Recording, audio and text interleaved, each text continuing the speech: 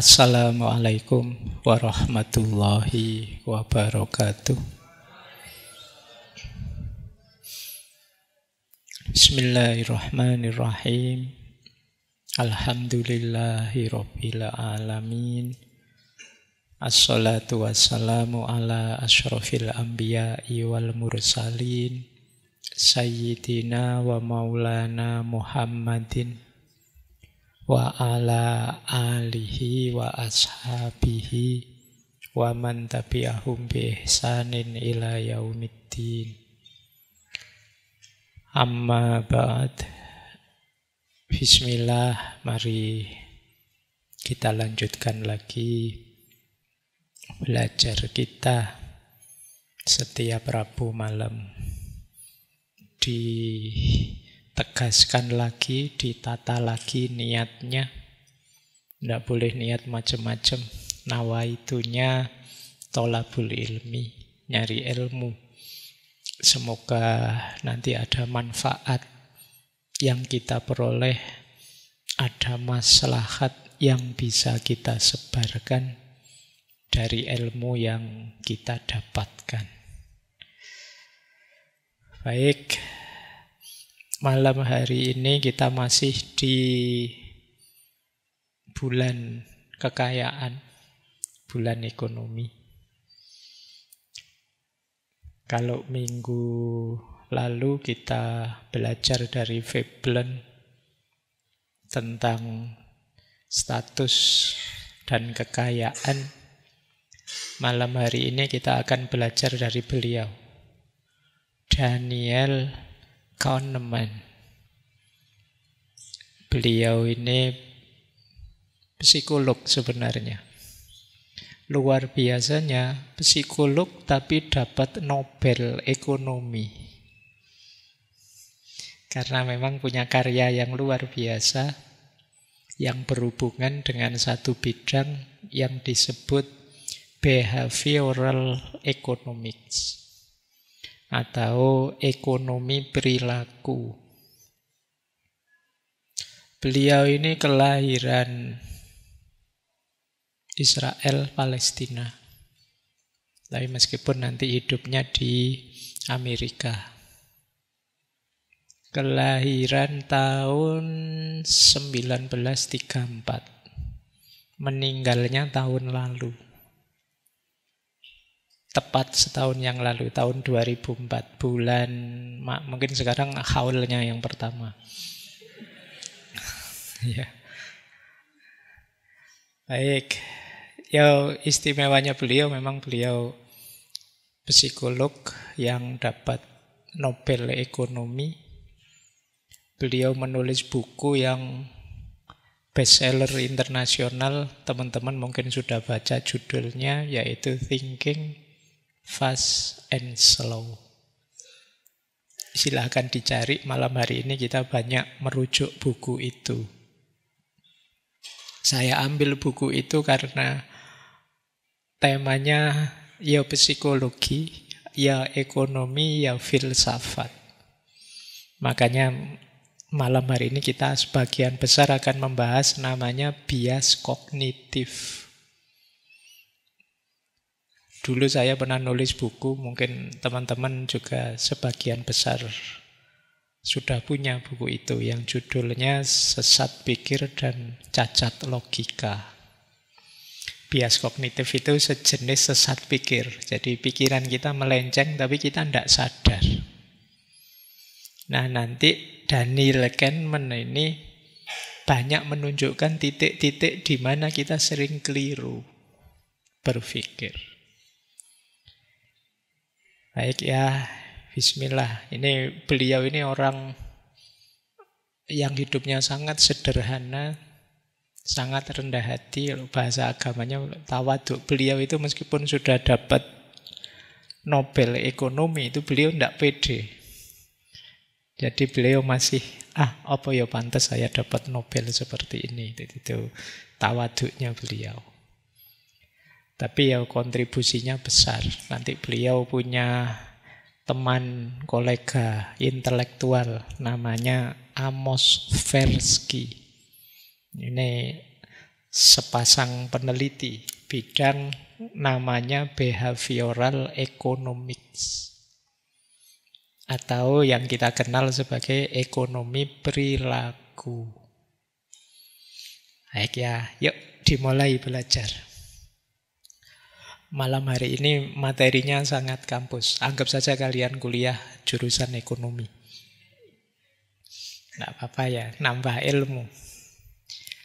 Jadi bidang yang saya sebut tadi, behavioral economics, itu ya bahasa Indonesia ini ekonomi perilaku. Cabang ilmu ekonomi yang tidak sekedar belajar hitung-hitungan ekonomi, tapi juga melihat aspek psikologis, emosional, sosial, dan juga kognitif akal mempengaruhi keputusan ekonomi.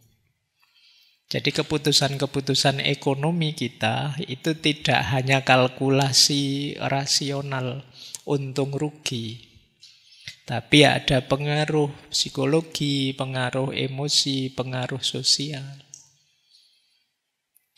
Ini bidang ini disebut behavioral economics. Makanya sebenarnya ilmu itu ya nyambung-nyambung saja sih, apalagi ilmu humaniora. Jadi di sini kan nanti ada psikologinya, ada ekonominya, ada sosialnya, ada kognitifnya, ada emosinya, mungkin nanti nyambung etiknya, mungkin juga nanti masuk agamanya dan lain sebagainya. Nah, ada beberapa asumsi dari behavioral economics ini. Yang pertama, manusia itu tidak sepenuhnya rasional. Nah, kita yang belajar filsafat banyak selama ini kan agak membanggakan dimensi rasionalitas kita. Kita selalu mengkritik orang kalau tidak rasional, tidak masuk akal, itu tidak ilmiah. Tapi di sini ditegaskan manusia itu sebenarnya tidak sepenuhnya rasional. Kenapa begitu? Karena akal kita terbatas. Jadi yang kita sebut rasional itu kan bersandar pada yang pertama informasi yang kita punya. Kemudian juga ruang dan waktu di mana kita hidup. Yang ketiga, kapasitas kognitif kita, kemampuan mikir di antara kita juga beda-beda. Yang lahir di Jawa dengan yang lahir di luar Jawa mungkin pengalamannya berbeda. Sehingga mungkin saja yang di sini disebut rasional, di sana tidak masuk akal begitu. Jadi mungkin di sini ada pengalaman-pengalaman apa yang dianggap biasa, di tempat yang berbeda dianggap enggak.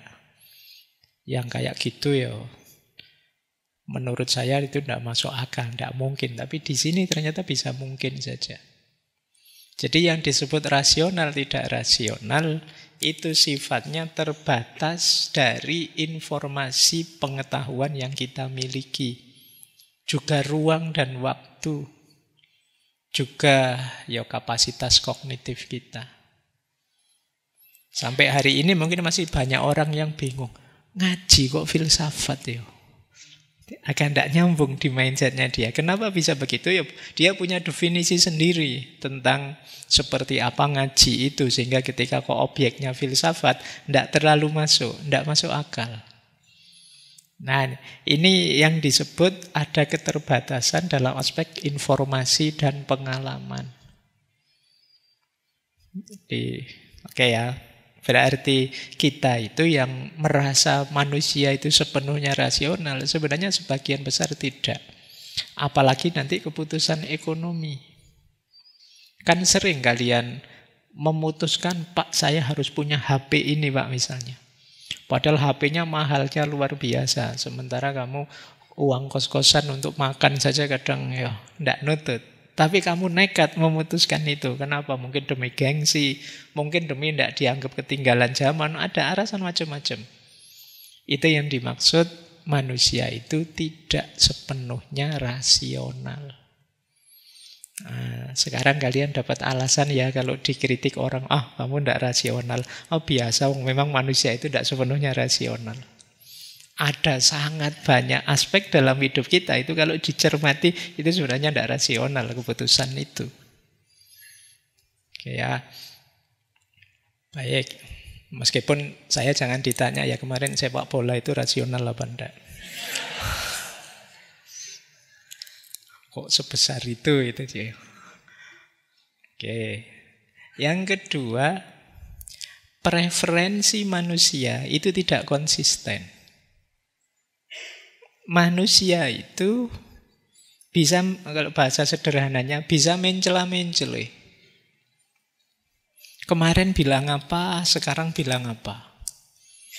Kemarin di situ saya contohkan kayak orang mau diet. Wah, sedang mau diet, dia bilangnya kita harus menjaga kesehatan dong, kita harus mulai menjaga makanan gitu. Ketika dia sedang mau diet. Besok ketika dietnya gagal, dia pakai alasan yang berbeda. Hidup dinikmati lah, hidup sekali kok ya susah-susah itu. Jadi ketika A kamu pakai alasan A, ketika B kamu pakai alasan B. Preferensi kita berubah-ubah. Kadang kamu bingung, ini yang benar yang mana? Yuk benar semua sesuai konteksnya masing-masing, sesuai kepentingannya setiap orang. Yang satu bilang, agama loh ya, jangan dimain-mainkan. Agama itu harus serius. Yang sini bilang, Allah itu maha penyayang. Beragama jangan streng gitu dong, jangan kaku gitu kan. Rasanya semua benar, tapi itu yang dimaksud. Preferensi kita kadang berubah-ubah. Kalau pas kita khilaf banyak dosa, kita Allah itu kan maha pengampun, santai saja. Tapi begitu temannya yang berdosa, hati-hati loh. Allah itu sekecil apapun salah akan dihitung oleh Allah. Dan kita sering begitu. Jadi karena memang hidup ini kompleks, multidimensi. Selalu ada alasan untuk kita punya dasar, punya argumen. Seperti sering saya contohkan, waktunya dia tidak punya pacar, nanti temannya dinasehati, wala taqrabuz zina. Begitu dia dapat pacar, dalilnya ganti, waja'alnakum syu'uba wa qabaila lita'arofu. Dalilnya milih-milih sesuai kepentingan. Jadi manusia itu tidak konsisten. Biasanya rujukannya kemana, dalilnya pakai apa, dia milih yang cocok dengan kepentingannya. Nanti kamu milih kebebasan manusia, ngambil dalil kebebasan manusia. Innallaha la yughayyiru ma biqaumin. Begitu kamu ngambil dalil takdir manusia tidak bebas, wa ma romaita idz romaita. Kamu milih suka-suka kamu. Yang ketiga, konsep utilitas itu tidak selalu linier. Utilitas itu manfaat, untung, rugi, nilai. Ini tidak selalu setara. Secara matematika mungkin sama, tapi begitu di aspek rasa bisa berbeda. Itu manusia. Jadi utilitas itu tidak selalu linier. Kalian misalnya mahasiswa pinter, sejak semester 1 nilaimu A terus. Nilai A bagi kamu biasa. Tapi bagi mahasiswa yang sejak semester 1 nilainya begitu dapat A itu luar biasa. Punya uang 100.000, dulu kalian masih SD, itu mewahnya luar biasa. Sekarang kamu mungkin sekali masuk kafe bisa 100.000-an. Kalau pas neraktir temennya, itu pun keluarnya sambil menyesal. Tapi kan kamu butuhnya segituan sekarang. Itu yang dimaksud tidak linear, maknanya tidak sama. Siapa dulu? Kemudian yang keempat, norma sosial dan emosi punya peran besar dalam ekonomi. Keputusan ekonomi itu bisa dipengaruhi aspek sosial, tekanan kelompok, rasa keadilan, empati, dan lain sebagainya. Misalnya kemarin, kalian punya uang sedikit, saya mau kurban, ini pengaruh dari agama. Mungkin masyarakatmu ada budaya apa, tradisi apa yang memerlukan biaya, dan kamu rela karena tekanan norma sosial masyarakat. Emosi juga begitu. Empati juga begitu. Kalau untuk dirimu sendiri kamu eman-eman, keluar sedikit saja kamu perhitungan, tapi untuk pasanganmu, untuk pacarmu, kamu tidak perhitungan lagi. Nah, ini emosinya main. Baik, dan itu manusia. Yang terakhir, self control. Kalau ini tiap orang beda-beda. Dalam diri kita itu biasanya sering konflik tentang self control ini. Kita tahu yang benar ini, yang rasional ini, tapi meleset terus. Tahu kok kita misalnya kalau beli barang ini itu boros, tapi kalau sudah kadung seneng mau gimana lagi? Kita tahu kok nabung itu sedikit-sedikit lama-lama jadi banyak. Ayolah kita biasakan nabung, tapi ada godaan ini, godaan itu, tabungannya tidak ngumpul-ngumpul akhirnya. Bolak-balik diceki aja, wah rekeningnya sekian, saldonya sekian tiap hari ya. Terus ketika ada kebutuhan sedikit mudah tergoda. Self control. Baik, jadi pada intinya jangan dikira manusia itu perilakunya termasuk perilaku ekonominya selalu rasional. Tidak. Meskipun keistimewaan kita itu ya di akal kita, di rasio kita. Tapi ternyata pengendali diri kita tidak di rasio. Nanti kalian yang senang tasawuf boleh dilanjutkan ke Imam Ghazali atau Ibnu Arabi dan lain-lain. Kalau para sufi kan memang bukan akal porosnya manusia itu, tapi di kecenderungan hatinya. Ya, ini mengenalkan bidang beliau saja. Kita awali dari sini. Ini ada di bagian-bagian akhir buku Thinking Fast and Slow. Jadi beliau membagi diri kita ini ada dua aspek. Ada namanya experiencing self, dan ada yang disebut remembering self. Diri yang mengalami dan diri yang mengingat-ingat. Jadi kerja intelek kita dua ini, intelijensi kita itu. Experiencing, yang satu remembering. Experiencing self itu diri yang mengalami, itu diri kita yang saat ini sedang merasakan yang sedang dialami. Ini experiencing self. Jadi saat ini saya sedang ngaji, Pak. Saat ini saya sedang minum kopi susu, Pak. Saat ini saya sedang minum air putih, Pak. Saat ini namanya experiencing self. Experiencing self itu ya bisanya merasakan saja. Teman-teman bosan ngaji, teman-teman ngantuk ketika ngaji, teman-teman, ini namanya experiencing self. Tapi di balik itu nanti ada namanya remembering self. Remembering self itu diri yang menyimpan ingatan dari experiencing self. Dialah nanti yang mengingat-ingat, mengevaluasi, membandingkan, menceritakan kembali pengalaman tadi.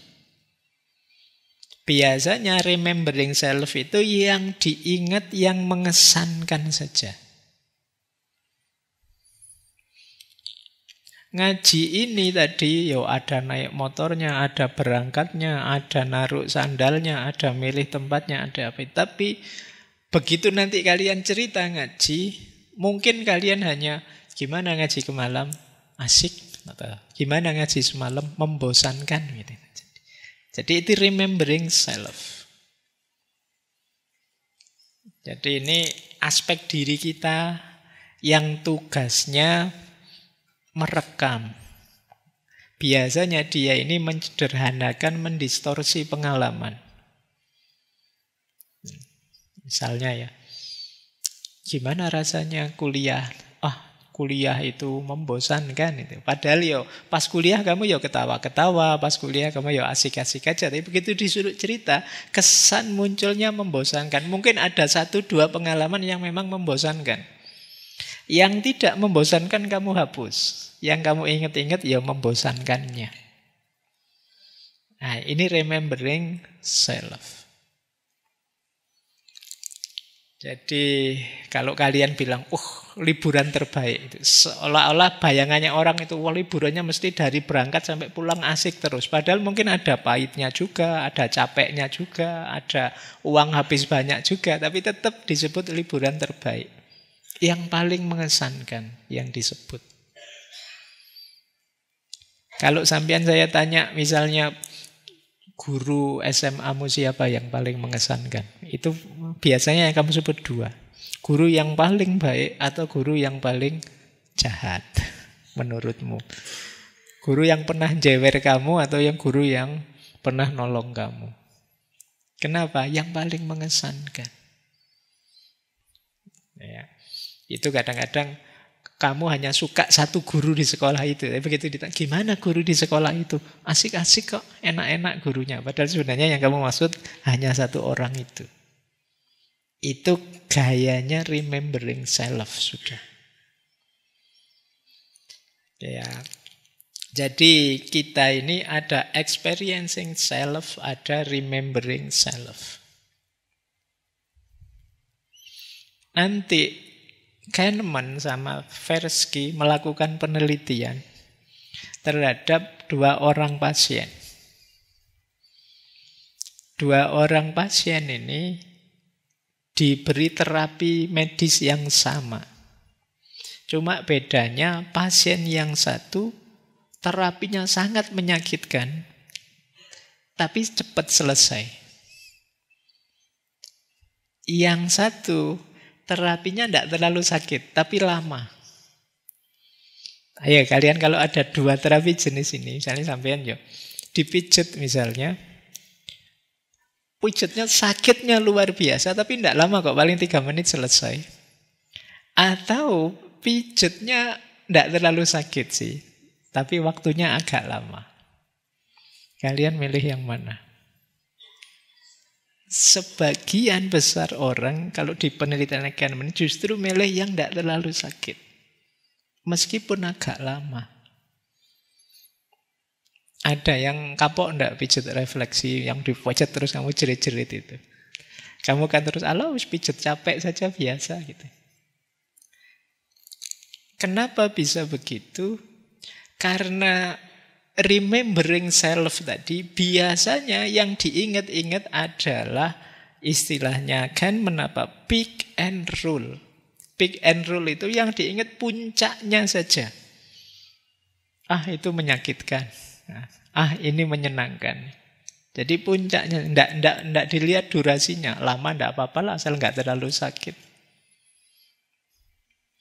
Itu cirinya remembering self. Nah, ini contohnya ya. Kata Kahneman, kita sering membuat keputusan itu dasarnya remembering self, bukan experiencing self. Akhirnya apa? Kita mengejar pengalaman yang terlihat bagus untuk dikenang dengan baik, bukan yang benar-benar menyenangkan. Itulah kenapa sekarang banyak orang milih liburan nyari spot yang instagramable misalnya. Jadi kamu nyari yang penting bisa banyak fotonya, bisa. Jadi kalau waktu liburan kamu nggak mikir ini menikmati suasananya atau ini mencari kesenangan apa di tempat itu, yang penting bisa banyak foto. Jadi kamu sibuk selfie lah, moto ini, moto itulah. Sampai lupa menikmati liburanmu. Jadi kamu milih tempat itu yang nyari, sana banyak spotnya enggak? Ayo loh kalau banyak spotnya, ayo. Itu kamu mencari apa? Mencari kenangan. Ini tugas dari remembering self. Fokusmu bukan tempat ini nanti menyenangkan bagiku atau tidak, tapi yang penting terlihat senang. Jadi bisa dikenang, bisa diceritakan. Itulah remembering self. Makanya Kahneman itu di buku itu tanya gini, would you take a vacation you knew you would forget the next day? Apakah engkau mau liburan yang kamu tahu bahwa besok itu ya setelah liburan kamu sudah melupakan liburan itu. Tapi kamu menikmatinya. Jawabannya sebagian besar orang tidak mau. Saya ingin liburan yang berkesan. Akhirnya apa? Kita mengejar kesan saja. Itulah kenapa kalau liburan kamu tidak sibuk menikmati liburanmu, sibuk foto. Demi apa? Demi kesan. Ya untungnya contohnya liburan ya, bukan ngaji. Ya. Padahal ngaji ya tidak jauh-jauh di situ sih, kamu mikirnya ya kesan. Kamu tidak fokus menikmati ngajinya, kamu fokus mencari kesan terus foto lah, selfie lah. Ini berangkat dari rumah sudah selfie, berangkat ngaji terus kamu posting. Sudah sampai di sini posting, nanti sampai mulai ngaji tadi sudah 3 atau 4, 5 postingan sudah muncul. Saya masuk di foto lagi, posting lagi. Terus saya duduk di foto lagi tadi ya. Kamu mencari kesan. Ini tugasnya remembering self.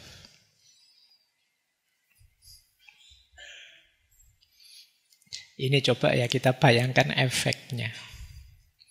Jadi dalam kehidupan nyata pada akhirnya ya tadi misalnya liburan.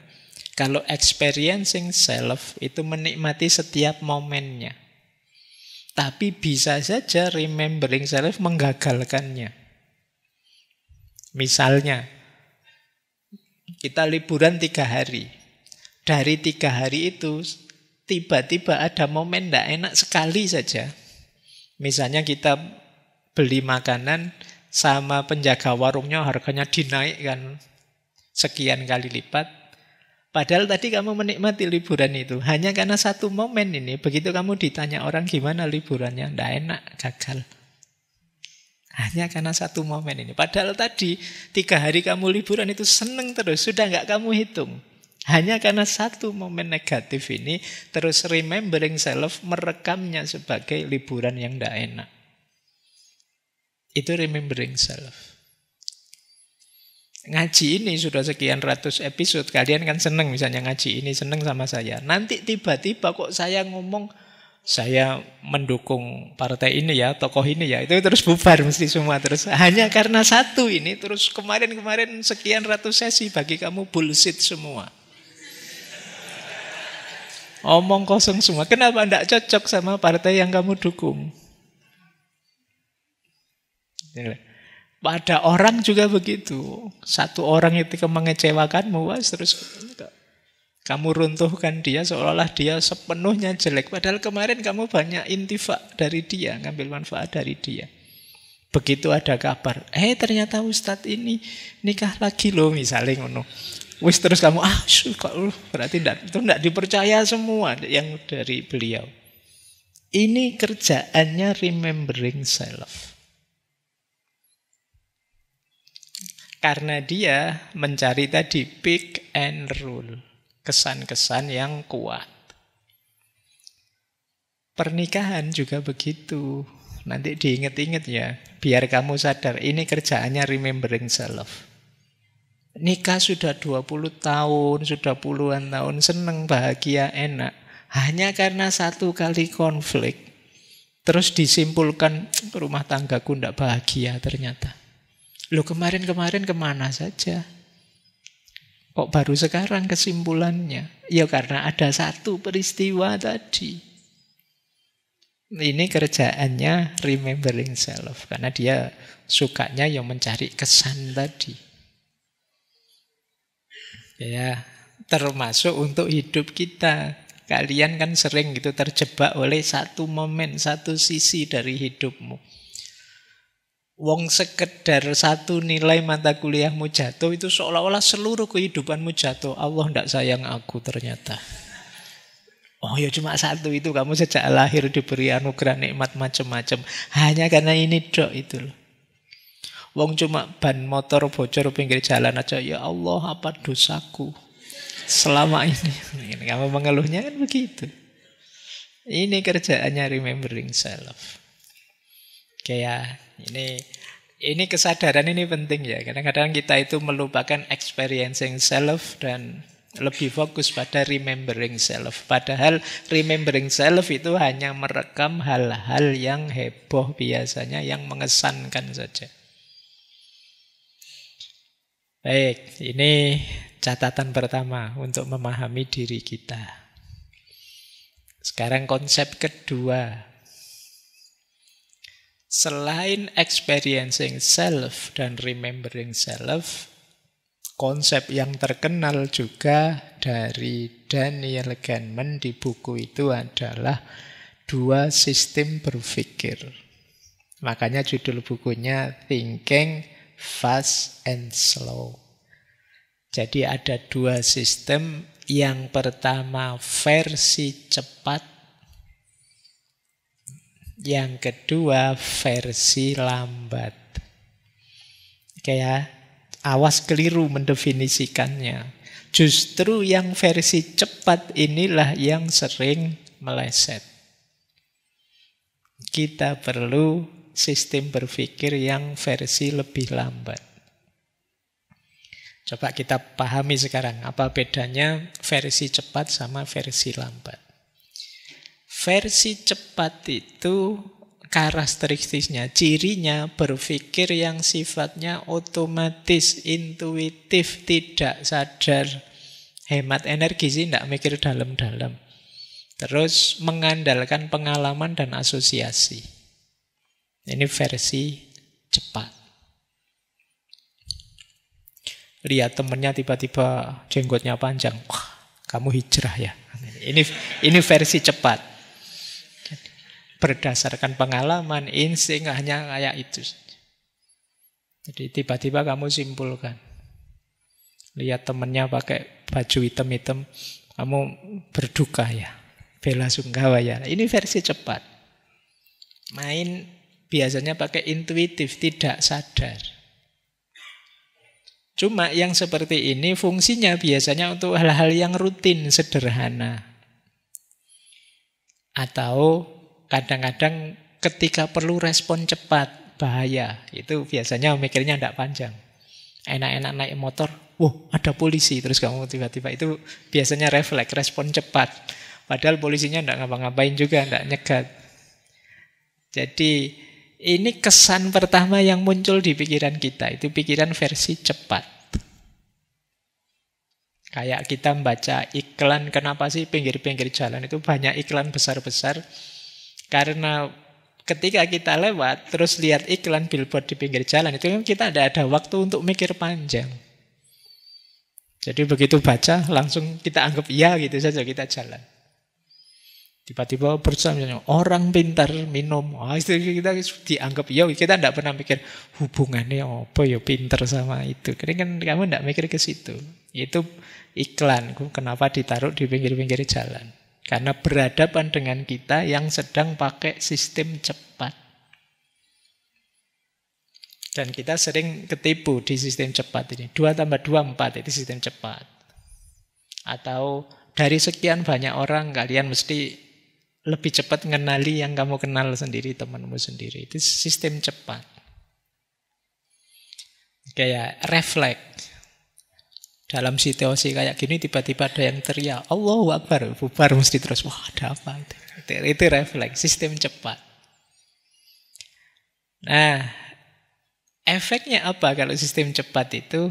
inilah nanti yang sering orang terjatuh di yang disebut bias kognitif.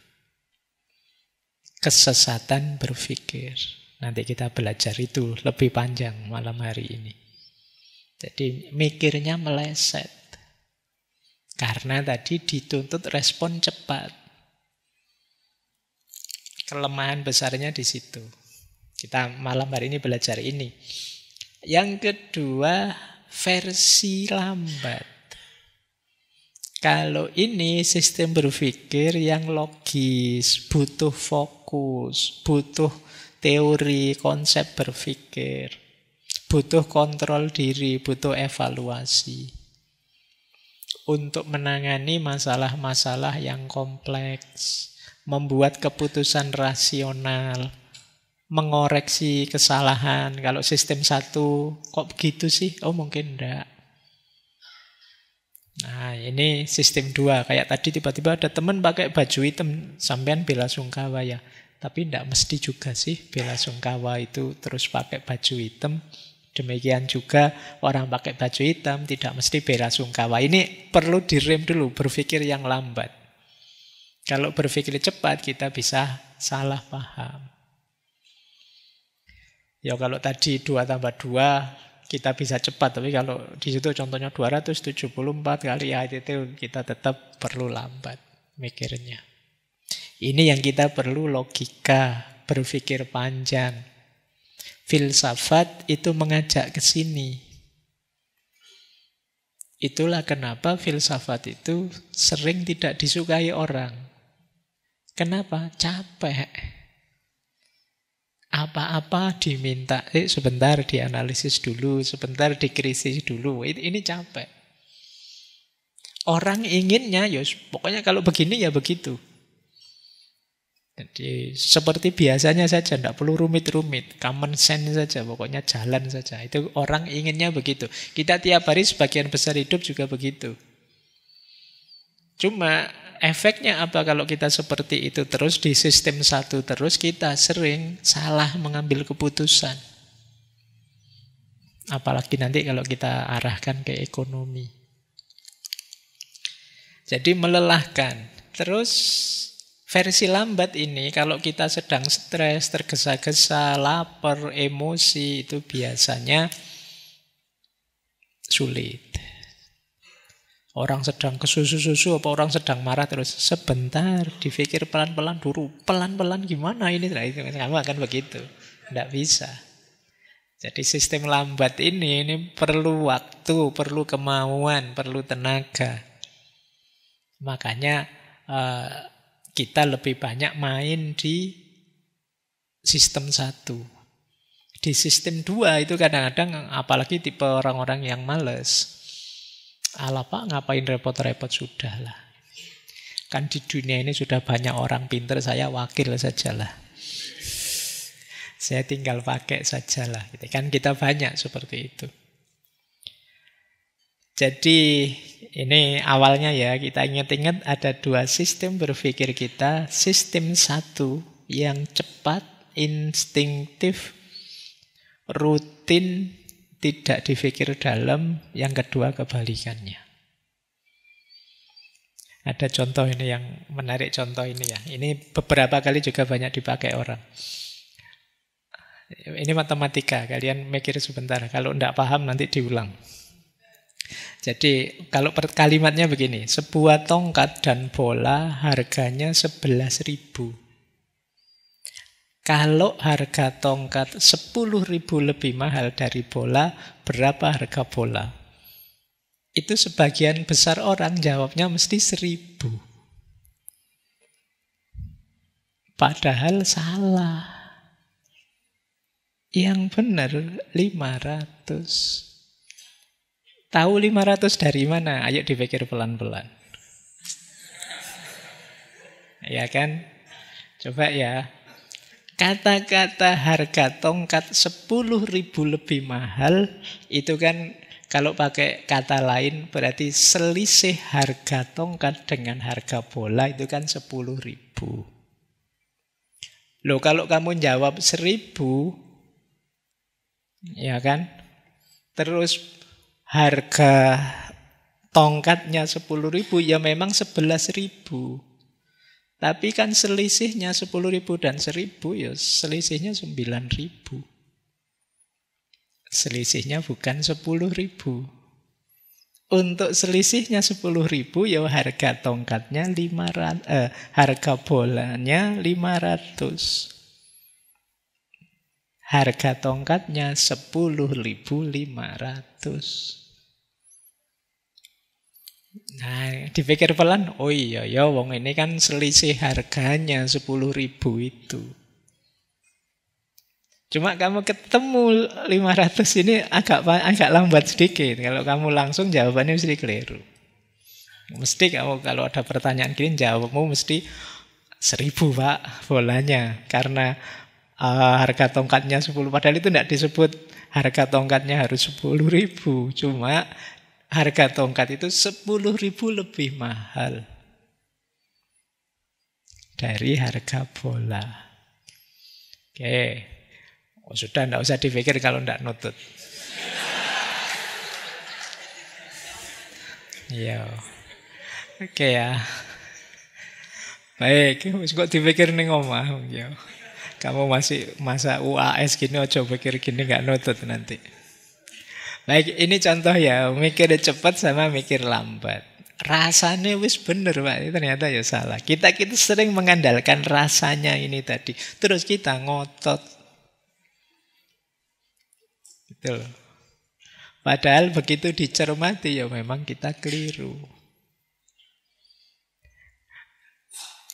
Nah, jadi kata Kahneman, saat menghadapi sesuatu, itu biasanya yang maju duluan sistem 1. Kalau kita mau, baru kita aktifkan sistem 2. Tapi kalau tidak, ya berhenti di sistem 1. Alah Pak, biasanya begitu, ya begitu.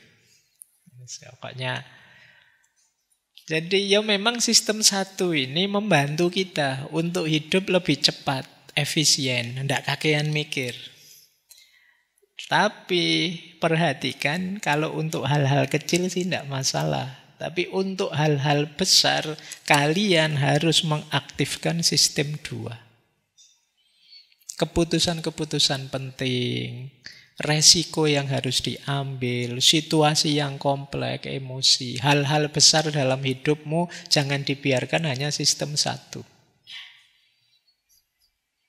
Apa wis hal besar dalam hidupmu? Nikah misalnya, ya sistem 2 aktifkan dong. Jangan ala Pak pakai insting nikah aja, bisa Pak saya. Ini ya aja dihitung dulu. Jadi kalian kemampuanmu, kapasitasmu, dan lain sebagainya. Ini harus mengaktifkan sistem 2. Karir, kerja, pilihan kampus, dan lain sebagainya. Ya jangan sistem 1. Penting dalam hidupmu. Aktifkan sistem 2. Ya berpikirnya memang agak lambat, perlu tenaga, mungkin perlu rujukan, perlu referensi. Tapi ini penting, tidak bisa hanya dipikir sambil lalu. Jadi nanti malam hari ini kita belajar banyak tentang cacat atau kepelesetnya sistem 1. Yang sering kita lakukan dalam hidup kita. Ya. Baik, berarti kita malam ini sudah dapat 2 teori. Ada experiencing self dan remembering self. Kemudian 2 sistem berpikir, sistem cepat dan sistem lambat. Oke, kita lanjutkan. Ini teori yang sangat terkenal sebelum masuk ke bias kognitif ya. Ini teori yang sangat terkenal dari Kahneman, namanya prospek teori. Inilah teori yang dikembangkan berdua antara Kahneman dan Tversky. Jadi teori ini sebenarnya secara umum mengkritik pandangan ilmu ekonomi lama yang bilang bahwa Manusia itu selalu rasional dan konsisten. Manusia itu selalu memikirkan keseimbangan antara untung dan rugi dan lain sebagainya. Nah, prospek teori itu punya konsep sebaliknya. Manusia itu dalam berpikir penuh bias, tidak konsisten, dipengaruhi oleh perasaan, tidak hanya untung rugi, tapi juga harapannya, ketakutan-ketakutannya, dan lain sebagainya. Pada intinya, prospek teori itu isinya manusia itu banyak dipengaruhi oleh sistem satu. Berpikir yang cepat, intuitif, emosional. Jadi kita itu banyak dipengaruhi emosi. Misalnya kita benci orang. Ya karena kita benci orang itu, ya kita tidak peduli. Dia ada baiknya kah, ada mulianya kah. Pokoknya harus ditemukan jeleknya. Dia pasti jelek. Nah, ini sistem satu. Orang yang kamu benci kok melakukan kebaikan. Itu pencitraan saja. Segera kamu putuskan begitu. Kenapa? Sistem satu. Kamu main insting. Emosimu yang maju. Bukan rasionalitas, bukan data. Tapi kalau orang yang kamu kagumi, begitu melakukan kesalahan, ya cepat-cepat kamu bantah. Enggak. Itu enggak salah sebenarnya. Kita saja sih yang enggak ngerti. Nah, kita bisa begitu. Kenapa begitu? Sistem satu. Jadi prospek teori itu membantah konsep lama bahwa manusia itu selalu rasional dan konsisten. Punya asumsi bahwa manusia itu penuh bias dalam berpikir. Kenapa? Dipengaruhi oleh sistem satu. Nah, ada unsur-unsurnya prospek teori ini. Coba ya, ini nanti ada banyak contoh ekonomi karena beliau tadi behavioral economics. Apa unsur utamanya prospek teori? Yang pertama namanya reference dependent. Reference dependent itu tergantung acuannya. Orang itu menilai sesuatu itu tergantung acuannya. Apakah acuannya itu mungkin harapannya dia, ekspektasinya dia, atau kondisi awalnya dia. Contohnya misalnya begini. Kalau kita naik gaji dari 5 juta ke 6 juta, ini menguntungkan. Kita akan bahagia.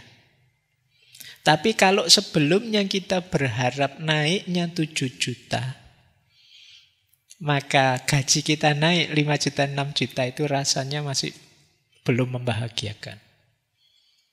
Ini yang disebut reference dependent. Ya kayak tadi lo mahasiswa ingin dapat nilai A, tapi kok ya dapatnya cuma B, padahal sebelumnya dia E. E ke B itu sudah luar biasa, tapi karena dia pinginnya A, B itu mengecewakan bagi dia. Tapi kalau orang lain, temannya yang satunya, sama-sama dapat B dari E, cuma dia tidak berharap banyak. Ya sementing lulus, entuk C, ya ora apa-apa. Dapat B, itu dia gembira, dia bahagia. Yang membedakan apa? Acuannya. Harapannya dia yang berbeda. Ya. Jadi ekonomi itu tidak sekedar matematika, punya uang berapa, kemudian hutangnya berapa, harus dibayar berapa, dan lain sebagainya. Ini ada hubungannya juga dengan perilaku, ada hubungannya dengan harapan, acuan. Oke. Jadi itu yang pertama. Jadi manusia itu ketika dia memutuskan sesuatu biasanya tergantung titik acuannya. Kalian yang datang ke sini membayangkan, wah nanti dapat teori-teori filsafat yang besar. Begitu nyampe sini, ndak paham belas itu Pak Faiz ngomong apa. Pulang itu kamu rasanya gelo, ngapain tadi ikut ngaji. Tapi yang datang ke sini ala Pak, yang penting datang seneng-seneng bareng-bareng rame-rame dapat kopi ya syukur bisa ngopi. Nah, ini rasanya berbeda. Itu yang disebut reference dependent.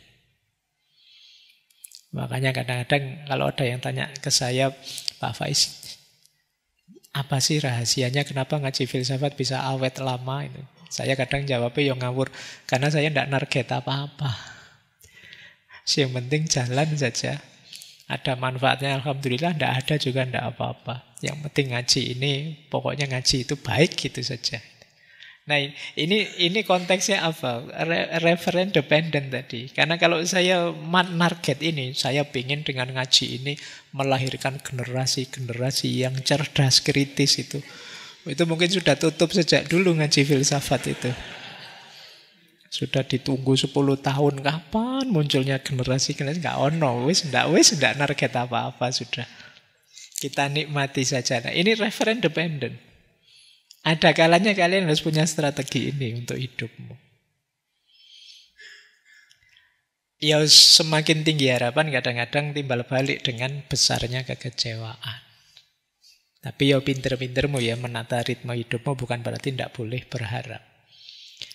Yang kedua, loss aversion. Loss aversion itu, gue nek bahasa Indonesianya enggan rugi. Manusia itu ketika ada dua peluang, yang satu terancam rugi, yang satu untung meskipun kecil, biasanya dia lebih khawatir dengan kerugian. Misalnya ya, ini tak kasih contoh. Ada dua pilihan, kalian mau ndak saat ini juga cash langsung tak kasih 500.000, atau ini ada koin, tak undi dulu ya. Kalau yang keluarnya gambar burung, kamu tak kasih 1 juta. Tapi kalau keluar gambar angka, kamu tidak dapat apa-apa. Pilih pilihan mana? Langsung tak kasih 500.000 atau kemungkinan dapat 1 juta dengan saya undi gini. Sebagian besar orang mesti akan milih, sudahlah Pak 500.000 sini, tidak usah diundi-undi. Kenapa? Takut rugi. Oke ya. Jadi pertimbangan kita yang pertama-tama itu sebenarnya takut rugi, bukan ingin untung. Itu yang membuat banyak orang kemudian lebih pasif. Khawatir dirugikan. Maka kadang-kadang memprovokasi orang itu lebih enak. Hati-hati loh, kamu nanti dirugikan ini, dirugikan itu. Dibandingkan diiming-imingi, ya kamu mungkin dapat ini, kamu mungkin dapat itu. Itu orang tidak terlalu tertarik. Tapi begitu terancam, oh itu sudah mulai. Kalau temanmu sudah bilang, hati-hati loh, ini nanti killer, nilaimu bisa jatuh sama Pak dosen ini. Kamu waspada sudah. Kenapa? Khawatir rugi. Oke ya. Jadi loss aversion itu prinsip kedua. Manusia itu lebih milih, kalau dua, kamu milih untung 100.000 atau memperhatikan agar tidak rugi 100.000, orang lebih fokus agar tidak rugi. Ya seperti pilihan ini tadi. Kadang-kadang kita terus jadi tidak mau maju. Kenapa? Khawatir rugi. Mas, coba diinvestasikan lagi itu. Anda nanti kalau rugi gimana? Itu terus jadinya kamu tidak gerak. Yang ketiga, diminishing sensitivity. Jadi sensitivitas yang makin lama makin turun seiring besarnya jumlah. Contohnya ya, kalau kalian HP-mu harganya 1 juta, terus beli casing 50.000, itu menurut kamu kan biasa, cocok. Tapi begitu casingnya saja 300.000, kamu mikir sudah. Tapi kalau HP-mu 20 juta, Casingnya 1 juta kamu anggap biasa. Oke ya. Jadi ini namanya diminishing sensitivity. Jadi ya kesannya berbeda. Kalau motormu harganya puluhan juta misalnya, kamu beli spionnya saja itu 1 juta apa 2 juta rasanya wajar. Tapi kalau motormu motor kuno pitung tahun 70-an, misalnya yang sering mogok misalnya, terus kamu disuruh beli perangkatnya apa yang 2-3 juta, itu mungkin kamu, alah motor kayak gini. Itu ya, itu yang disebut diminishing sensitivity. Levelmu sekarang misalnya, ya level-level mahasiswa hari ini lah, mungkin tiap bulan itu sangunya jutaan. Jadi kalau misalnya sekedar kehilangan 10-20 ribu masih enteng, tapi 100 ribu mungkin agak terasa. Tapi adikmu yang masih SD atau SMP itu mungkin levelnya masih ratusan. Jadi dia disangoni 10 ribu senengnya luar biasa. Kamu disangoni 10 ribu, ya rasanya beda sudah. Paling buat apa duit 10 ribu di Jogja? Buat kencing cuma 5 kali. Ya, jadi ini diminishing sensitivity. Jadi mahal atau tidak, tinggi atau tidak, itu tergantung situasi kita masing-masing. Terus, kemudian probability weighting. Orang itu biasanya mengukur kemungkinan itu suka-suka dia, sesuai kecenderungan dia. Tidak pernah objektif. Misalnya, orang yang sudah kecanduan judi atau lotre, itu dia sadar kemungkinannya kecil, tapi karena sudah seneng, yo ikut terus. Ini probability weighting. Padahal kemungkinannya 0,00 sekian persen dia menang. Dia tahu sih begitu, tapi ikut terus. Kenapa? Karena sudah ada kecenderungan. Kalian lebih suka model-model sesuai dengan kecenderungan hatimu. Yang tidak cocok dengan hatimu, ya kamu pas saja. Padahal mungkin yang itu lebih prospek, lebih masuk akal, tapi ya kamu cocoknya di. Nah ini namanya probability weighting. Kita itu tidak pernah rasional ngitung detail ini keuntungan apa kerugian. Lebih banyak ya kecenderungan saja. Saya lebih suka ini. Mau apa gitu. Saya lebih tidak suka. Apalagi kalau hubungan dengan hobi. Sudah tidak bisa ditawar sudah. Oke, baik. Dan produsen-produsen itu ngerti kecenderungan kita seperti itu. Kita dipancing, terus biar kita seneng. Dibuat penasaran, dibuat ingin mencoba, dan lain sebagainya. Baik, ini yang disebut prospek teori. Untuk menegaskan betapa manusia itu tidak rasional, tidak konsisten. Oke, nah sekarang kita masuk ke konsep utama kita malam hari ini, bias kognitif. Ambil nafas dulu. Jadi malam hari ini pelajaran logika sebenarnya. Meskipun nanti karena konteksnya ekonomi, ya contoh-contohnya sebagian besar ekonomi. Nah, ada 2 istilah yang banyak dipakai oleh Kahneman. Yang pertama heuristik, yang kedua bias. Heuristik itu shortcut. Jadi kita mikir itu terus basa Jawane njujuk saja. Tidak mengikuti prosesnya yang benar. Untuk bisa berpikir cepat, efisien tanpa mikir. Jadi sistem 1 tadi yang dia lakukan apa? Heuristik ini. Jadi mikir dengan cara mencari apa? Shortcut-nya. Tidak ditanyakan dulu, ujuk-ujuk dituduh ini, ujuk-ujuk dianggap itu. Itu namanya heuristik. Kalau di bukunya Kahneman ini. Jadi Heuristik itu mikir cepet, intuitif, sesuai pengalaman, perasaan. Ya kadang cocok, kadang tidak. Tapi seringkali menyesatkan. Prosesnya namanya heuristik, hasilnya namanya bias. Bias itu kesalahannya sudah.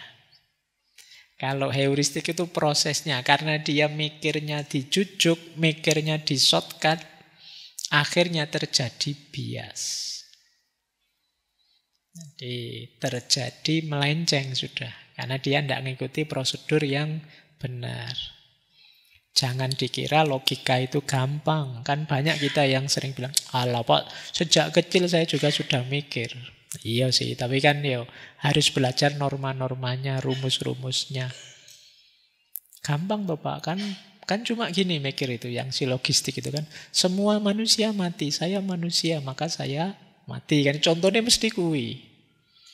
Coba contohnya diubah. Semua bapak adalah laki-laki. Saya laki-laki, maka saya gitu mesti rata-rata kan saya bapak. Loh, kok mesti saya bapak? Salahnya di mana? Ada yang salah dalam komposisi itu. Ya nanti kalian kembali dulu, kita pernah ada sesi logika itu ya.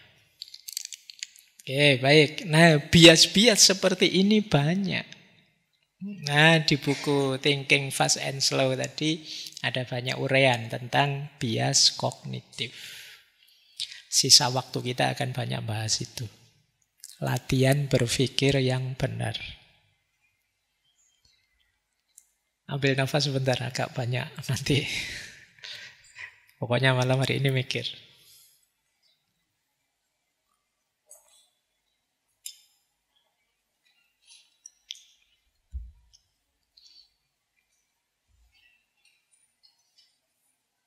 Oke ya. Yang pertama, namanya anchoring bias. Bias jangkar. Maksudnya apa anchoring bias itu? Kecenderungan kita untuk tergantung pada informasi pertama yang kita terima untuk membuat perkiraan atau keputusan. Meskipun informasinya kadang tidak cocok. Misalnya gini, kalian sering ke mall itu ya. Biasanya terus SPG-nya bilang begini, ini sekarang harganya murah Pak, sekarang TV-nya 7 jutaan. Sebelumnya ada 10 jutaan. Terus kalian, oh iya ya murah sekali ya. Kenapa kalian anggap itu murah? Karena diawali dari sebelumnya harganya 10 juta. Oke ya, karena diawali harga 10 juta itu, maka harga 7 juta itu kamu anggap normal bahkan murah sekali. Ya kan? Sales kan kadang kalian begitu. Di sales apa itu datang pada kalian, ini mumpung diskon loh Pak. Kalau hari biasa itu harganya sekian itu. Dan kalian terpaku pada harga hari biasa sekian itu. Ini yang disebut anchoring bias. Jadi kalian terpaku pada nilai awalnya. Ini yang disebut anchornya. Jangkarnya. Yang membuat kemudian kalian terpengaruh. Jadi tidak rasional. Padahal mungkin ya harganya memang segitu normalnya. Terus kamu cek sendiri, iya memang segitu. Malah lebih murah. Atau orang melamar kerja. Terus ditanya, dia jawabnya gini, pelamar kerja bilang, saya ini pekerjaan kedua Pak, kalau sebelumnya saya itu gaji saya 15 juta sih 1 bulan. Loh, itu yang nerima kerjaan itu kan mikirnya, itu berarti dia ini pantasnya digaji sekitar itu sih. Nah, ini trik anchoring bias. Jadi kita sering ketipu di sini. Terus keputusan kita jadi tidak rasional. Atau orang jual rumah misalnya. Ini kemarin ada yang nawar 2M loh. Tapi yo karena sampean masih teman dekat, ya sudahlah 1 M boleh lah ya. Padahal ya mungkin harganya tidak segitu. Ini yang disebut anchoring bias. Mengapa bisa begitu? Karena otak kita yang sistem 1 tadi itu biasanya tertipu, teralihkan oleh angka awal yang jadi rujukannya. Kenapa kok akal kita terpengaruh? Karena akal ini biasanya nyari pegangan untuk memutuskan. Untuk memutuskan ini mahal atau tidak, ini cocok atau tidak, ya terus dilempari info kayak tadi, harganya 7 juta tapi kita diberi pancingan 10 juta, pikiran kita langsung memegang itu. Dianggapnya memang 10 juta, berarti 7 juta ini murah. Itu khas sistem 1. Ini namanya anchoring bias. Jadi kita tergantung pada informasi yang diberikan terlebih dahulu. Oh, kalau anak-anak alumni ngaji filsafat itu jaminan lah, pasti kalau mikir rasional. Itu awalnya gitu. Padahal mungkin tidak juga begitu sih. Tapi orang terus jadi memvalue kalian berbeda. Ya, baik. Ya, cara untuk menghindari anchoring bias, mari kita sadari ada pancingan angka atau informasi awal apapun itu bisa benar, bisa salah. Selalu uji lagi apakah benar memang angkanya segitu atau informasinya seperti itu. Kalau orang bilang, ini kemarin ditawar 2M tidak dianu, ya dicek dulu saja sih yang pas yang nawar siapa. Kemudian seperti lewat apa nawarnya, bisa saya konfirmasi ke orangnya tidak, dan lain sebagainya. Jadi ini namanya ngecek biar tidak ketipu. Atau cari data pembanding. Oh, kalau beli sih sekarang gampang ya, data pembanding kamu buka marketplace, Shopee, apa-apa itu kelihatan nanti harganya. Oh, mereknya sama, harganya beda. Biar tidak ketipu anchor. Karena kadang-kadang ya trik jualan kan begitu. Diskon 70% itu. Seolah-olah sudah turun banyak itu. Padahal ya segitu-segitu saja sih dari diskon. Baju ditulis harganya, kadang-kadang kan bajunya cuma kayak gitu, harganya kok 700.000 atau 500.000, kamu kan heran. Tapi terus diskon 70%, jatuhnya jadi 150. Ya memang segitu harganya, 150. Strategi ini apa? Ini tadi strategi anchoring bias. Jadi memalingkan pikiran kita. Kita terus merasa murah loh ini, 70% loh diskonnya. Oh, harga aslinya sekian loh. Dan kita sering ketipu di sini. Baik, ini yang menunjukkan kadang-kadang akal kita itu kurang rasional. Ada quotes menarik dari Kahneman. People who are asked whether Gandhi was more than 544 years old give a much higher estimate of his age at death than those asked whether he was more than 35. Jadi kalau ada orang ditanya, misalnya, jadi ada 2 kelompok orang yang ditanya, kira-kira Gandhi itu meninggal usianya sekitar berapa tahun ya? Yang pertama dipancing, ya sekitar 144 lah, kira-kira berapa pasnya. Itu orang yang jawabnya biasanya ya sekitar itu sudah. Yang kelompok kedua dipancing, ya sekitar 35-an lah mungkin ya. Jawabnya juga sekitar itu. Jadi ketika dipancing dengan angka di awal, jawabnya sekitar-sekitar itu sudah. Padahal ya Gandhi meninggalnya 78-an tahun. Tapi pertanyaan itu sering menjebak. Jadi angka yang dipancingkan itu biasanya sekitar itu. Oke. Ini yang disebut anchoring bias. Yang kedua, availability bias. Availability bias itu kecenderungan kita menilai sesuatu dengan dasar informasi yang kita ingat, yang kita miliki. Bukan data yang sebenarnya, itu availability bias. Adanya data itu, terus hanya itu saja yang kita pakai karena yang kita ingat ya itu. Itu namanya availability bias. Di situ dicontohkan misalnya kita takut naik pesawat terbang. Kenapa? Kemarin ada berita pesawat terbang jatuh misalnya. Karena berita ini viral bolak-balik kita ingat. Nah, inilah yang kemudian jadi pijakan kita akhirnya. Ini namanya availability bias. Ada enggak kalian yang begini ya? Saya sering dengar kayak gini. Simbah saya itu merokok, tapi sampai usia 90 tahun sehat saja. Itu berarti kan rokok itu sehat. Nah, jadi data yang diingat simbahnya saja. Padahal ada berapa ratus, berapa juta orang yang sakit paru-paru karena merokok. Nah, ini namanya availability bias. Kalian nyari contoh yang memang cocok dengan maumu, yang pas yang kamu ingat saja. Data yang tersedia itu sih, makanya itu yang kamu pakai. Yang kamu ingat itu yang kamu pakai. Ya, teman saya itu tidak pernah belajar, buktinya juga sukses. Ini yang kamu ingat, ya itu yang kamu pakai. Itu namanya availability bias. Jadi contoh-contohnya ya sesuai pengalaman yang kamu miliki. Ngapain kuliah tinggi-tinggi? Toh pengusaha ini tidak pernah sekolah. Buktinya dia kaya. Kamu ngambil contoh yang itu, yang pas, kamu hafal. Karena memang viral, aneh, terus orang mudah ingat.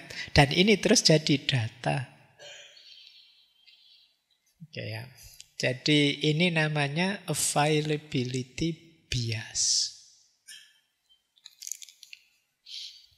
Oh, teman saya itu jualan online saja kaya raya. Oh, berarti saya harus begitu. Terus kamu gagal. Teman saya investasi ini sukses. Nah, teman saya jual rumahnya orang tuanya sekarang kaya. Ya, jualan situ rumahnya. Ini namanya availability bias. Jadi kalian punya data sesuai pengalamanmu saja, biasanya yang agak unik-unik makanya teringat. Dan itu yang kalian jadikan dasar. Oke. Otak kita lebih percaya hal-hal yang menyolok emosional, khusus itu dia hafal. Makanya terus tersimpan di kepala kita. Dia jadi data. Dan akhirnya mudah muncul. Oleh karena itu, untuk menghindari availability bias, kalau ada perasaan seperti itu, teman saya jualan online kok sukses, dicari datanya, apa iya, orang lain apa juga begitu, berapa persen yang jualan online sukses, berapa yang gagal, kemungkinan probabilitasnya bagaimana. Nah, ini lebih bertanggung jawab. Jangan hanya mengandalkan ingatan atau viral-viral. Kadang-kadang yang viral itu iya sih benar terjadi, cuma itu khusus. Secara umum tidak begitu. Bandingkan dengan riset-riset pasar yang bertanggung jawab. Ambil jeda, ambil waktu sebelum diputuskan. Jangan sampai tertipu oleh data-data kecil sampingan. Ini namanya availability bias. Nah, kata Kahneman, if something comes to mind easily, we assume it's more common or more likely. Jika sesuatu muncul di pikiran dengan mudah, kita berasumsi bahwa hal itu lebih umum dan lebih mungkin terjadi. Jadi yang muncul di pikiran kita itu, ya kita anggap ya itu yang lebih mungkin terjadi. Ini availability bias. Adanya data itu, yaitu yang dipakai kita anggap itu yang biasa. Lanjut. Ada lagi substitution bias. Substitution itu mengganti. Jadi biasanya kan tadi sistem satu itu pikiran inginnya cepat, gampang, langsung. Sementara kadang-kadang urusan ini kompleks. Akhirnya apa? Pikiran kita kadang-kadang melakukan substitusi pertanyaan-pertanyaan sulit dengan pertanyaan mudah. Contohnya saja ya, lebih gampang. Misalnya pemilihan presiden. Harusnya kan milih presiden itu pertanyaannya siapa yang punya kapasitas mimpin yang baik, punya pengalaman, punya visi ke depan yang jelas. Pertanyaannya kan harusnya ini, cuma jawab pertanyaan ini kan susah. Akhirnya kamu ganti yang gampang. Apakah saya suka dengan orang ini? Nah, kalau itu kan gampang jawabnya. Suka, selesai. Milihnya. Apakah dia kelihatan mantep kalau ngomong? Mantep, ya itu yang saya pilih. Ya, cuma itu. Jadi pertanyaan-pertanyaan sulit karena butuh proses panjang, akhirnya ditackle oleh sistem satu. Alah, cari pertanyaan yang mudah saja, yang gampang jawabnya. Ini yang mungkin sering jadi masalah kita selama ini. Banyak di antara kita untuk urusan-urusan penting yang vital, kita pakai sistem satu. Ketika sulit jawabnya pakai substitution bias. Ada ndak yang kemarin milih anggota DPR dipilih yang paling ganteng? Dipilih yang kenal saja. Dipilih itu kan substitution bias. Kamu ganti, Pak saya ndak ada yang kenal Pak, ndak ngerti orangnya yang tak pilih itu siapa satu-satu. Sudahlah tak pilih yang paling ganteng, tak pilih yang kelihatan religius, tak pilih yang... Jadinya begitu cara memilih. Sistem satu yang maju. Padahal harusnya tidak begitu. Nah ini kalian tahu ya sekarang alasannya kenapa kok kita sering salah pilih pemimpin itu. Ya kamu sendiri masalahnya. Yang kamu pakai sistemnya salah. Sistem satu yang maju bukan sistem dua. Akhirnya ya rasanya kapan ya sampai hari ini kan masih banyak orang kapan ya kita dapat pemimpin yang baik. Loh ya kamu milihnya yang bertanggung jawab dong. Dengan sistem 2 tidak hanya sistem 1. Itu salah satu contohnya substitution bias. Nah, ya sama sih secara ekonomi juga begitu. Kita misalnya membeli rumah itu mana rumah yang nyaman, mana mobil yang bisa cocok dengan kerja saya, yang nilainya terbaik dan lain sebagainya. Itu kan jawabnya susah. Paling gampang apa? Mana rumah yang keren, mana mobil yang kelihatan wow, kelihatan hebat, itu lebih gampang. Apakah bisnis ini prospeknya jelas? Itu sulit. Lebih gampang apa? Apakah bisnis ini viral atau tidak? Banyak yang ikut atau tidak? Itu lebih gampang. Jadi ini substitution bias. Memang otak kita itu canggih sih. Cuma ya kita kadang-kadang ogah ribet. Pak, hidup ini sudah banyak masalah, Pak. Kalau mikir lagi, yuk sudahlah. Padahal kalian tidak tahu ini penting untuk hidupmu. Tapi kamu lebih milih otak satu, sistem satu saja yang kamu ajukan, bukan sistem 2. Jadi kalau sistem 1 memang dia ingin yang lebih nyaman, jawabnya pakai intuisi saja, dengan emosi saja. Intuisi itu ya pokoknya insting saja sih Pak. Gambarnya banyak sih Pak, waktu pilihan itu tak kira-kira ini pokoknya yang nomor 7 dari kanan seperti ini. Kayak kamu ngarang gitu kadang-kadang. Oke. Kita tidak sadar bahwa kita sudah ganti sistem. Yang harusnya sistem 2, yang maju sistem 1. Maka kalau kalian merasa kena penyakit ini, coba ya, yang pertama, coba kalian sadari. Kamu itu ingin jawab apa? Yang kamu inginkan apa? Misalnya tadi pemimpin, kamu ingin pemimpin yang bagaimana? Mosok sih cuma lihat tampilannya, Masa sih dasarnya hanya kamu suka atau tidak? Nah, ini kamu tanyakan lagi. Jadi pertanyaanmu, kriteriamu kamu tanyakan lagi. Kemudian coba pisahkan antara fakta dengan perasaan. Apakah penilaianmu berdasarkan data atau hanya kesanmu saja? Kemudian gunakan sistem 2 secara sadar. Ambil waktu untuk berpikir rasional, cek ulang asumsi-asumsinya. Pertanyakan kembali, apa ini jawaban yang benar? Ini substitution bias.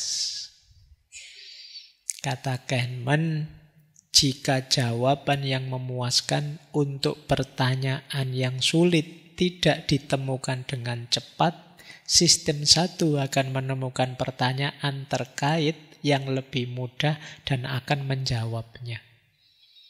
Begitu kita males mikir, sebenarnya kita tetap berpikir, cuma yang maju sistem 1.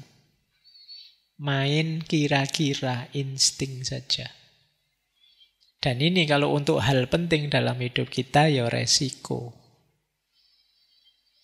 Ya, kadang-kadang kan kita dikritik orang, alah nyari jodoh nggak perlu rumit-rumit, dikira-kira wae itu. Yo, saatnya maju 2, kamu maju 1.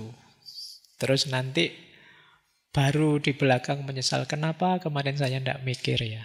Jadi kadang sering itu, ada banyak hal yang kita, kenapa kok kemarin saya nggak mikir. Akhirnya milih jurusan kuliah keliru, milih jodoh ya salah, milih apa, akhirnya gitu. Kenapa?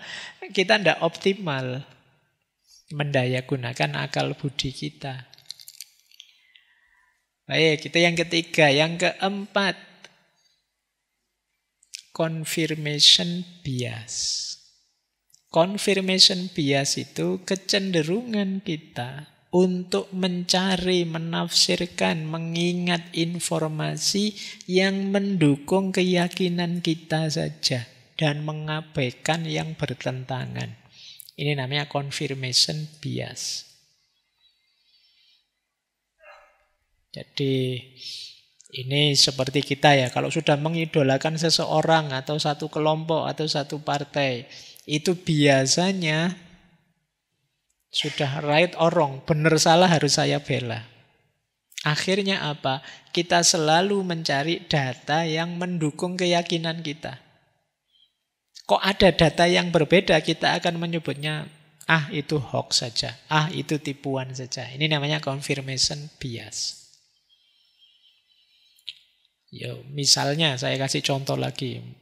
Kan banyak sekarang iklan-iklan obat misalnya. Obat herbal A menyembuhkan penyakit ini. Itu kan kita terus membaca testimoni orang yang berhasil saja. Sama yang jualan juga yang dimuat tentu saja testimoni yang sukses saja. Tapi begitu ada berita pembanding, ini ada studi ilmiah yang menyatakan bahwa ini belum terbukti, itu kita tidak percaya. Wong buktinya banyak kok Pak orang yang sembuh. Ini namanya confirmation bias. Jadi kita hanya mengambil data yang mengkonfirmasi keyakinan kita. Kalau ada data yang membantah keyakinan kita tidak percaya. Ini kalau istilahnya Sartre, kita itu lebih sering ingin mendengarkan gema suara kita sendiri. Jadi pokoknya saya mantepnya ini Pak, yakinnya itu Pak. Itu memang lebih gampang karena sistem 1, pikiran kita itu lebih senang dengan keyakinan-keyakinan, bukan kritisisme. Sama kayak kalian, di situ saya contohkan ramalan bintang. Ada yang rajin baca ramalan-ramalan zodiak gitu. Itu kan kalian senang sekali kalau pas ramalannya cocok. Loh kan bener kan, memang di ramalan itu minggu ini saya ekonominya agak drop. Ternyata bener saya. Itu kamu mesti yang kamu ingat-ingat cocoknya. Yang tidak cocok kamu tidak peduli. Begitu ada yang tidak cocok kan kamu cuek. Ini confirmation bias. Itulah kenapa peramal-peramal itu laku. Kenapa? Yang kamu ingat-ingat yang cocok saja. Yang tidak cocok kamu abaikan. Misalnya saya ngeramal ini. Tahun ini akan ada sekian bencana, ada artis yang ditangkap polisi, ada itu. Itu dari sekian banyak ramalan, 1, 2 mesti ada yang nyantol. Begitu ada yang cocok, tambah wow, hebat ternyata peramal ini. Kenapa? Pikiran kita cenderung mengafirmasi yang cocok saja, yang tidak cocok kita abaikan. Ini yang disebut confirmation bias. Padahal yang ngeramalnya 30 sih, yang cocok 2. Itu pun kita sebut hebat, ini bisa cocok, bisa pas loh.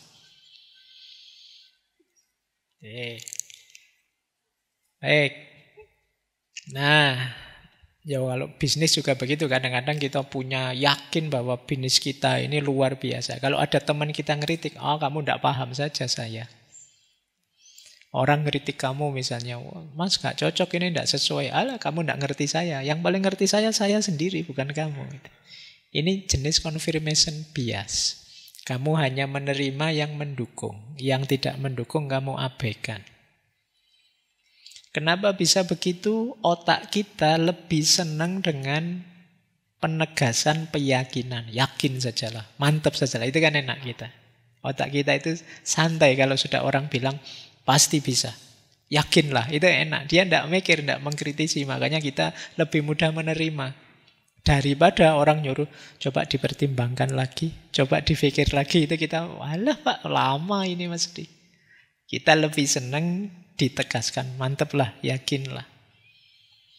Karena itu tabiatnya otak. Kalau ada yang berbeda, dia merasa terancam.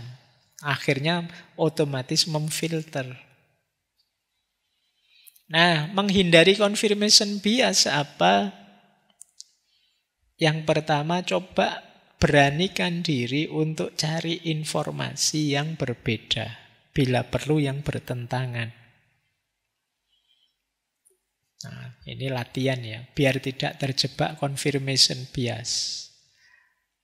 Yang kedua, boleh gunakan namanya devil advocate. Coba perankan dirimu misalnya jadi yang membantah gagasanmu sendiri. Kelemahannya di mana, kurangnya di mana. Atau diskusi dengan orang yang memang alirannya beda, pandangannya beda. Terus fokus pada datanya, bukan keyakinanmu yang awal. Nah, ini cara-cara ya untuk menghindari confirmation bias. Biar kita tidak terjebak di situ. Kata Kahneman, berlawanan dengan para filosof sains yang menyarankan menguji hipotesis dan mencoba membantahnya. Orang-orang, kadang-kadang juga ilmuwan, mencari data yang mungkin sesuai dengan keyakinan yang mereka pegangi saat ini. Ya, sebagian besar orang nyari yang cocok saja sih dengan data mereka. Dengan keyakinan mereka. Padahal kalau kita di dunia ilmiah, apalagi di filsafat, itu ya kita diminta untuk menguji lagi benar salahnya pandangan kita. Terus ada lagi masalah namanya representatif bias. Representatif bias itu kecenderungan kita untuk menilai, memvonis sesuatu berdasarkan kemiripannya dengan prototipe atau stereotip tertentu. Misalnya, ada teman yang kemana-mana pakai jas, pakai dasi, kalau ngomong mantep, lulusan universitas top. Terus kita sih, wah ini orang ini akan sukses besar seperti wirausahawan. Nah, ini namanya representatif bias. Kamu punya teman rajin ikut ngaji filsafat, kemana-mana bawa buku, rambutnya agak rontok sedikit, kayak kakean mikir gitu, terus ini calon filosof besar ini. Nah, ini namanya representatif bias. Jadi kamu tidak ngerti aslinya, hanya lihat tampilannya sekilas, terus kamu simpulkan dia seperti itu. Ini namanya representatif bias. Kalian ada temen yang tinggalnya di rumah besar, mobilnya mewah, kelihatan sering liburan. Terus kita, wah ini mesti orang kaya, orang bahagia. Seneng ya hidup seperti itu. Padahal kamu tidak tahu, jangan-jangan dia utangnya banyak, tiap bulan cicilannya besar. Di rumah gegeran terus sama keluarganya. Kita juga tidak tahu, tapi kita hanya lihat representasinya saja. Tampilannya saja sudah kita simpulkan. Nah, ini yang disebut representatif bias. Kita sering begini. Hanya lihat tampilannya. Wah, ini kelihatannya orang soleh ini, dia bajunya seperti itu, kostumnya begitu, harus cium tangan ini. Kita sering begitu. Representatif bias. Padahal kita tidak ngerti aslinya seperti apa. Oke, ini lagi-lagi kerjanya sistem 1. Kalau ini kan gampang, tinggal mencocokkan saja. Biasanya begini. Kalau anak kuliahan biasanya begini. Kalau orang soleh biasanya begini. Kalau orang pinter biasanya begini. Sehingga kita terjebak dengan standar-standar tadi. Oke ya, menghindari representatif bias. Yang pertama, base rate. Pertimbangkan data dasarnya. Biar kita tidak salah hitung.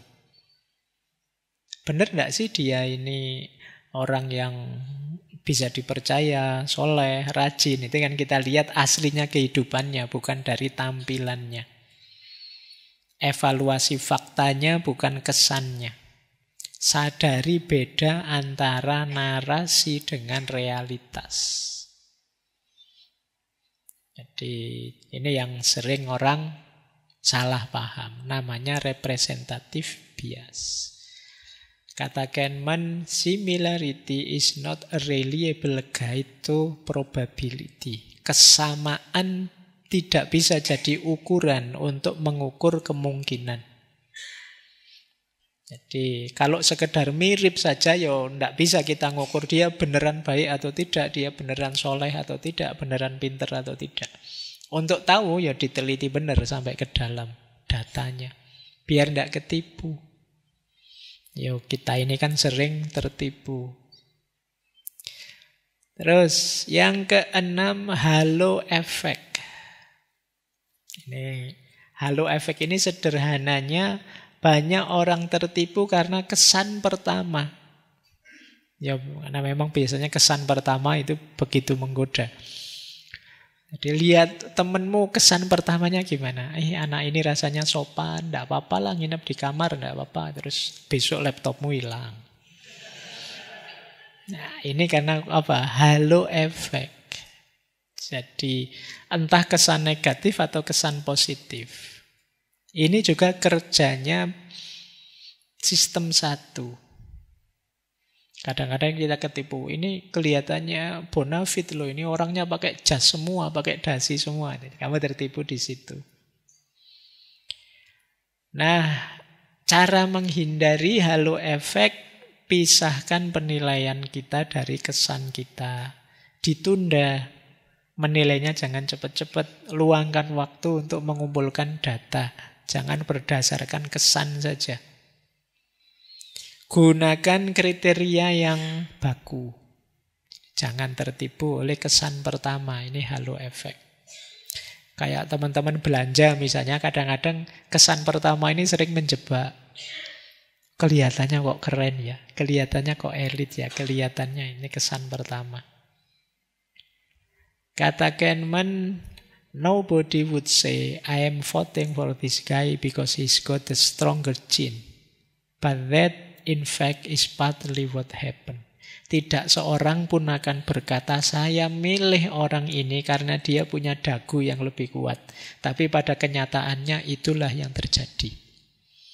Ini mungkin pilihan DPR atau pilihan presiden mungkinnya. Kalau orang ditanya, kamu milih berdasarkan gantengnya ya, berdasarkan gagahnya lah. Oh enggak, masa saya kayak gitu. Tapi faktanya sebagian besar orang begitu. Kamu milih berdasarkan lemah lembutnya ya. Kamu milih berdasarkan. Tapi ya kita mesti jawabnya tidak. Tapi faktanya begitu, kata Kahneman. Orang selalu tertipu oleh kesan pertama. Nah itu kalian pengalaman sudah yang seperti ini.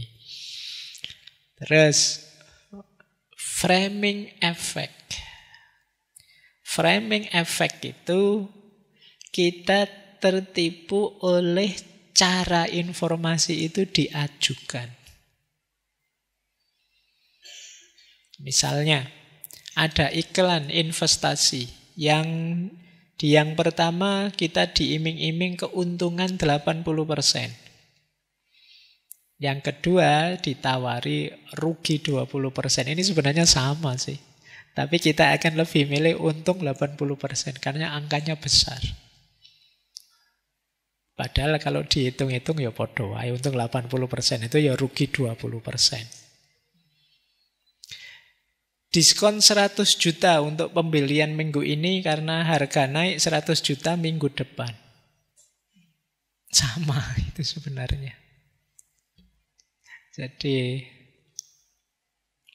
hari ini di diskon kan kita terus cepat-cepat ingin beli hari ini. Ya sama saja diskonnya seperti keuntungan. Padahal ya itu tadi jatuhnya sama. Di frame cara orang ekspos beritanya.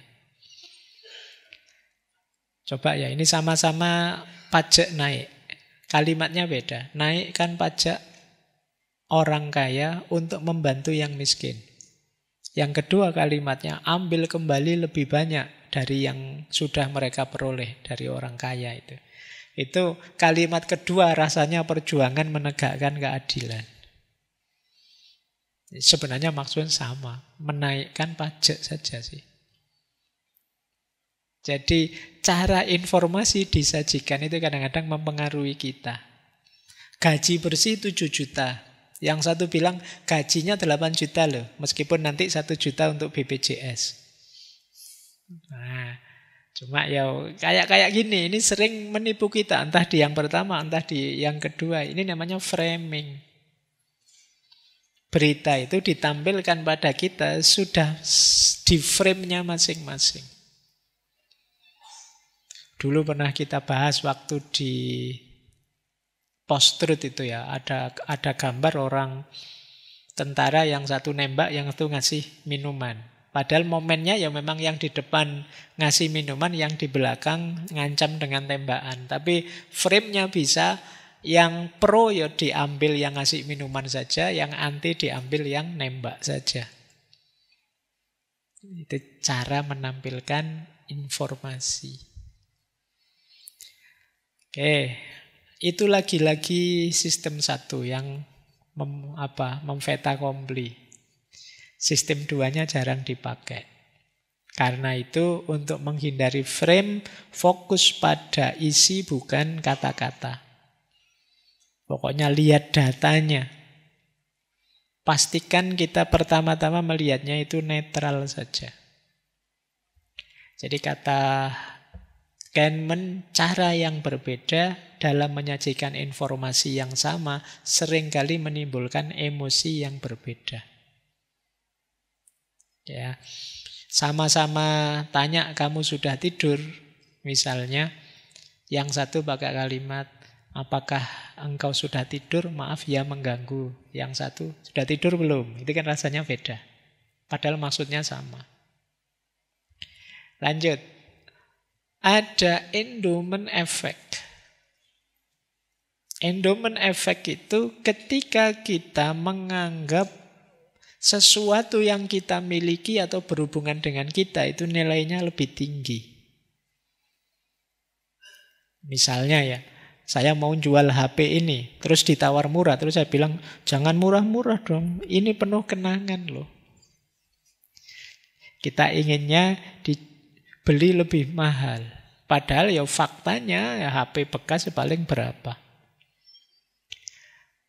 Jadi kita kadang pakai alasan, ini punya nilai sejarahnya sendiri loh, ini penuh kenangan buat saya loh. Ya nilai sejarah, kenangan itu bagi saya, tapi bagi yang mau beli tidak ada. Tapi kita pinginnya harganya tinggi saja. Ini namanya endowment effect. Jadi kita ingin memberi nilai lebih. Lagi-lagi ini sistem satu. Emosi kita yang maju terlebih dahulu. Oke, makanya pisahkan emosi dari nilai ekonomi, nilailah secara objektif. Kata Kahneman, ide dasar dari efek endowment adalah orang seringkali menuntut lebih banyak untuk melepaskan sebuah objek daripada yang bersedia mereka bayar untuk memperolehnya. Jadi semakin melekat ke kita, kita merasa semakin mahal. Dan kita menganggap orang lain juga harus seperti itu. Ini endowment effect. Ada lagi overconfident bias. Ini kadang orang menyebutnya dengan Dunning-Kruger effect. Overconfident bias itu ketika kita terlalu percaya diri sehingga penilaian kita jadi tidak objektif. Overconfident bias itu bisa jenis overestimation, bisa jenis overplacement, bisa jenis overprecision. Yang pertama melebih-lebihkan kemampuan sendiri, yang kedua menilai diri lebih baik dari orang lain, dan yang ketiga terlalu yakin bahwa prediksi kita akurat. Ini namanya overconfident. Pasti sukses Pak saya. Pasti berhasil Pak saya. Ini kalimat-kalimat ini menunjukkan overconfident dan ini bisa blunder. Jadi mari membaca sesuatu secara lebih objektif saja. Pilihan saya mesti nanti akan berhasil itu. Bisa ya, bisa enggak. Bisnis yang saya kelola mesti akan sukses. Ini overconfident. Kata Kahneman, kita cenderung melebih-lebihkan pemahaman kita tentang dunia dan meremehkan peran peluang. Maksudnya Kahneman, kita itu merasa bahwa pemahaman kita paling benar, pemahaman kita paling cocok, paling sesuai. Padahal segala sesuatu itu hanya chance. Bisa ya, bisa tidak. Bahkan kita mantep semantep-mantepnya tentang sesuatu, bisa saja ternyata yang terjadi bukan itu. Ini membuat kita kecewa. Baik, ini saya yang di belakang agak cepat karena waktunya. Karena setelah ini kalian makan, jangan sampai ganggu waktu makanmu. Oke, baik ya, nanti diulang lagi, didengarkan pelan-pelan yang saya sampaikan. Bias-bias ini sebenarnya yang paling sering membuat kita tidak objektif menilai kekayaan, ekonomi, menghitung diri kita, dan lain sebagainya. Ada kalanya overconfident, terlalu pede, ada kalanya endowment, menilai terlalu tinggi milik kita yang dekat dengan kita, ada kalanya framing, jadi kita ditipu oleh sudut pandang tertentu, ada kalanya halo effect, kita terjebak oleh kesan pertama, ada kalanya representatif, jadi kita tertipu oleh gambaran-gambaran kita sendiri tentang sesuatu. Ada kalanya confirmation bias, kita hanya mencari informasi yang mendukung pandangan kita. Ada kalanya substitution bias, kita mencari yang lebih mudah saja, yang tidak banyak perlu mikir dengan memberi pertanyaan yang lebih gampang. Ada availability bias, kita hanya membuktikan sesuatu dengan data yang kita miliki saja, yang ada, yang kita ingat saja, dan ada anchoring bias. Kita tertipu oleh informasi awal, data pertama. Ini bias-bias yang sering terjadi dalam penilaian kita. Ada kalimat menarik dari Kahneman yang menurut saya menarik quote ini. It is nonsense to say money doesn't buy happiness, but people exaggerate the extent to which more money can buy more happiness. Tidak masuk akal untuk mengatakan uang tidak membeli kebahagiaan.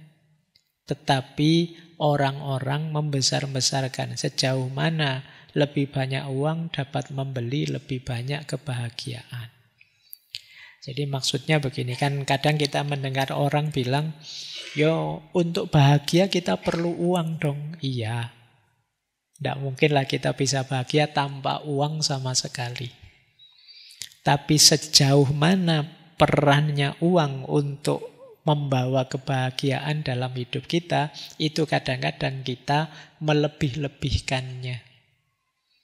Jadi uang bisa membawa pada kebahagiaan, tapi tidak semua jenis kebahagiaan bisa dibawa oleh uang. Kalau kebahagiaan yang jenis kesenangan saja, pleasure life, bisa dihadirkan oleh uang. Tapi kebahagiaan yang jenis good life, hidup dengan baik, sesuai dengan nilai-nilai yang kita yakini, ini uang kurang terlalu berfaedah. Jadi, ya uang bisa membawa kebahagiaan, tapi perannya tidak sebesar yang kita bayangkan. Nah, ini sebenarnya quote ini maksudnya ke situ. It is nonsense to say money doesn't buy happiness. Ya, tidak mungkin lah, omong kosong kalau orang bilang tanpa uang kita bisa bahagia. Tapi uang bukan satu-satunya faktor yang bisa membuat kita bahagia. Masih banyak faktor dan variabel yang lain. Ini untuk tidak membuat kita terlalu idealistik dan juga tidak membuat kita terlalu rendah standar kebahagiaannya. Baik, saya kira itu ya untuk malam hari ini. Yo, paling tidak sedikit-sedikit kita dapat wawasan tentang bagaimana kesalahan-kesalahan berpikir yang sering kita lakukan di ranah ekonomi. Minggu depan kita lanjutkan dengan psikologi of money, psikologinya uang. Masih berhubungan antara psikologi dengan ekonomi. Baik, untuk malam hari ini kita akhiri dulu. Kurang lebihnya mohon maaf. Wallahul muwaffiq, wallahu a'lamu bissawab. Wassalamualaikum warahmatullahi wabarakatuh.